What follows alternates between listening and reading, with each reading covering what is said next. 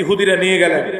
এবার 2 নাম্বার পর্যায়ে আল্লাহ ঘোষণা করেন, মাইয়া আমালু লি মিন নিসফিন নাহারি ইলা সালাতিল আসর, কে দিনের বাকি অর্ধেক, এই অর্ধেক থেকে আসর পর্যন্ত এতটুক সময় একনিষ্ঠ চিত্তে আমার জন্য কাজ করবে, আমি তোমাদেরকে আরেক উহুদ পাহাড় পরিমাণ স্বর্ণের সওয়াব দেব। এই কথা বলার সাথে সাথে নাসারা খ্রিস্টানরা বলল, ইহুদিদেরকে যেহেতু প্রথম অর্ধেক দিলেন, আমরা চাই দ্বিতীয় অর্ধেক, দিনের আসর পর্যন্ত কাজ করে আরেক উহুদ পাহাড় পরিমাণ স্বর্ণের সওয়াব আপনি আমাদেরকে দেন। আল্লাহ সুবহানাহু ওয়া তাআলা নাসারা তথা খ্রিস্টানদেরকে দিলেন।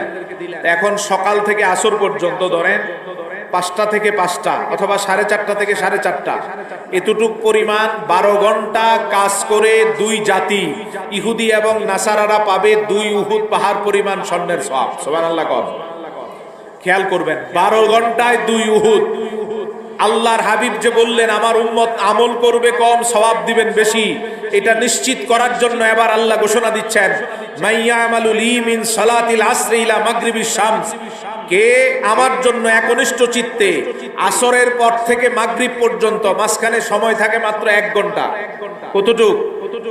আসরের পর মাগরিবের আগে সময় কতটুক? 1 ঘন্টা। এই 1 ঘন্টা কেউ যদি একনিষ্ঠ চিত্তে আমার জন্য কাজ করো, বিনিময়ে 1 ঘন্টার কারণে আমি আল্লাহ তোমাদেরকে দিব 2 উহুদ পাহাড় পরিমাণ স্বর্ণের সওয়াব। কেন নিশ্চিত করলেন? কারণ আল্লাহর হাবিব বললেন আমার উম্মত আমল করবে কম, আপনি সওয়াব দিবেন বেশি। এই জিনিসটা পূরণ করার জন্য রব্বুল আলামিন 12 ঘন্টায় 2 উহুদ পূর্বের জাতিকে দিবেন, আর রাসূলের উম্মত হওয়ার কারণে আমাদেরকে 1 ঘন্টাতেই দিবেন 2 উহুদ। রাসূল বললেন আমল করবে কম, সওয়াব দিবেন